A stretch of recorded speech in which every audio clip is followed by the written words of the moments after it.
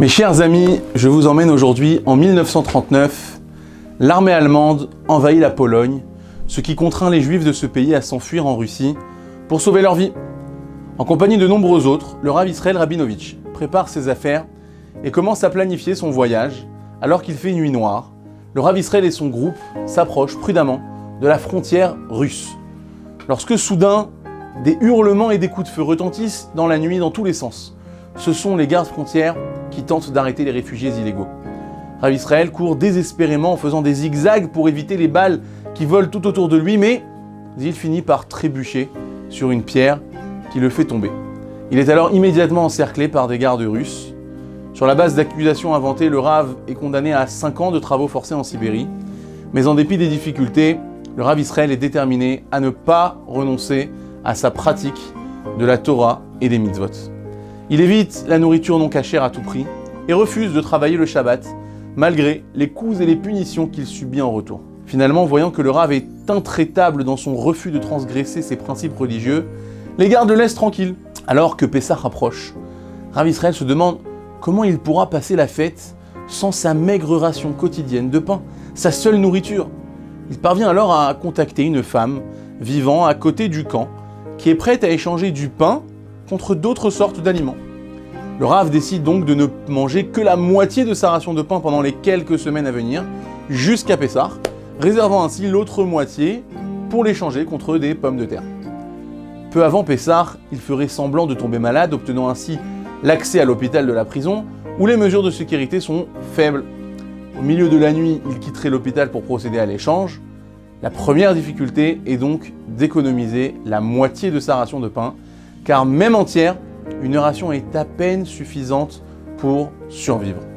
Néanmoins, la pensée de respecter Pessah le renforce et lui donne le sentiment que ses efforts en valent la peine. Peu avant la fête, le Rav Israël réussit à se procurer une plante qui lui provoque des maux d'estomac, ce qui lui permet donc d'être admis à l'hôpital. Mais là-bas, son manteau est confisqué par l'équipe médicale, prétextant qu'un patient cloué au lit n'en a pas besoin.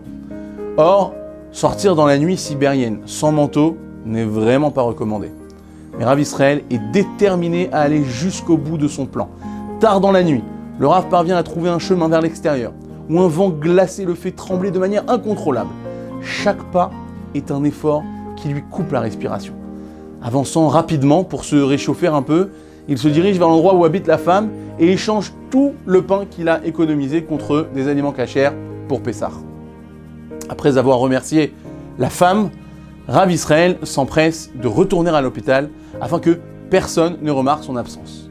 Il s'endort épuisé et complètement gelé, mais quelques jours plus tard, la satisfaction de pouvoir célébrer la fête conformément à la loi juive surpasse la difficulté de cette sortie nocturne. Quelques semaines plus tard, l'été approche et Rav Israël commence à penser au jeûne de Tisha B'Av, le jeûne du 9 Av. Doit-il se priver de nourriture dans cet état d'affaiblissement? Il se dit alors que si Dieu l'a aidé à faire Pessah, il l'aiderait également pour ce jeûne. Et encore une fois, grâce à son abnégation et malgré sa faim, qui le tiraille, Rav Israël réussit à jeûner toute la journée. Mais le soir même, son corps étant extrêmement affaibli, il est emmené une nouvelle fois à l'hôpital. Le lendemain matin, il est réveillé par les cris de joie des autres patients de l'hôpital. « Nous sommes libres! Nous sommes libres !» Surpris, le Rav leur demande « Mais qu'est-ce qui se passe ?» Et là, l'un des patients lui répond « Rav Israël, nous sommes libres. Staline a conclu un pacte avec le gouvernement polonais en exil, autorisant tous les prisonniers de nationalité polonaise hospitalisés à être libérés. Tous les patients de l'hôpital ont donc le droit de partir. » Rav Israël adresse alors immédiatement une prière de remerciement à Hachem. De toute évidence, sa présence à l'hôpital à ce moment opportun était le résultat de son dévouement incroyable pour avoir observé les lois de Pessah et du Tisha B'Av. Parfois, nous sommes tentés de nous plaindre des efforts nécessaires pour accomplir une mitzvah, et dans ces moments-là, n'oublions pas qu'en faisant du service divin une priorité absolue en toutes circonstances, nous aurons le mérite, ça nous est garanti, de voir toutes les délivrances. Shabbat Shalom Mevorach.